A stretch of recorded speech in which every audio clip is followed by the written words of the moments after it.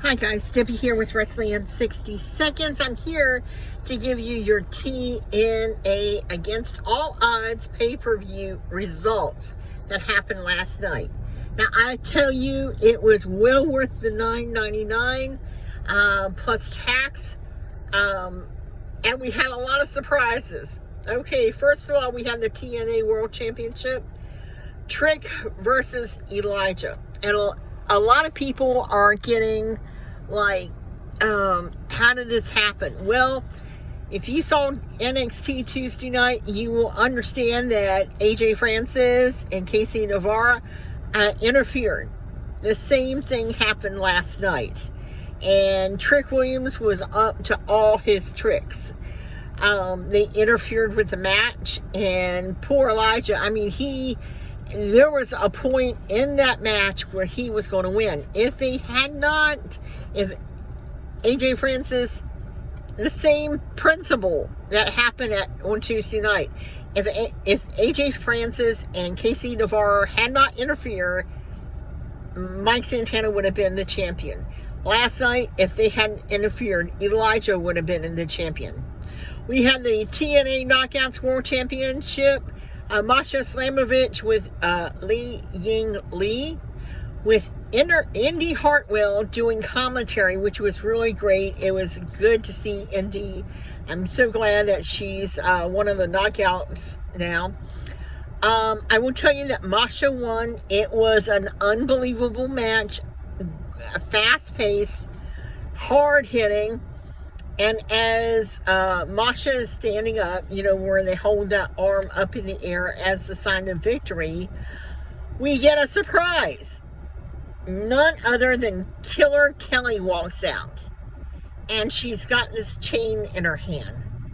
And she just kind of, throws it over to Masha. And I'm like, whoa, it was kind of sending her a message. So I'm kind of thinking that Killer Kelly and Masha are going to start some kind of feud. We had Joe Henry versus Frankie Kazarian. I have not seen Frankie Kazarian wrestle like this in a long time. The boy must have ate his Wheaties. That's all I got to say, because he was throwing Henry everywhere. And he was getting him in the chicken wing, which I was very surprised. And believe it or not, Frankie Kazarian actually pinned Joe Henry. Now for the Hardy Slater mystery opponent versus the System.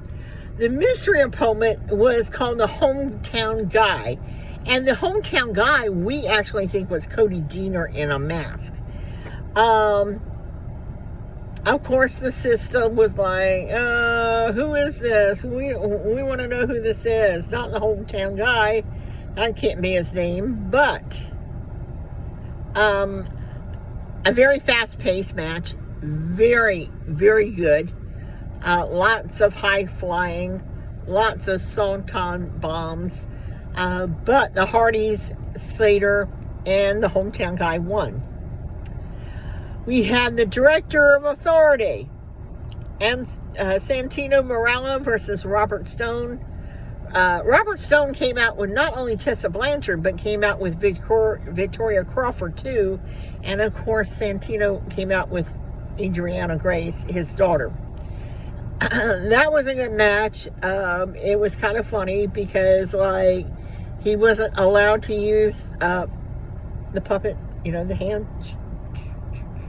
Remember? He actually, the ref took the sock from him, and it was tough. I mean, Robert Stone, he really got thrown around a lot, and even though that Tessa interfered with the match, Victoria Crawford interfered with the match, Marella actually won that match. So he was able to go back to the Director of Authority. We had the Nimitz versus the Rascals for the TNA Tag Team Championships. Now, wow, that was... most of these matches last night were fast-paced. If you just glanced away from something, you were just always, missing something. The Nimitz and the Rascals were unbelievable, and what's also unbelievable is that the Nimitz are the new TNA Tag Team Champions. Right? We have the TNA International Championship, Steve Macklin versus Mance Warner versus with Stephanie DeLander at ringside. I will tell you that Steve Macklin won. It was really a great match. So was Hotch versus Mustafa Ali. Mustafa Ali won that match. We had...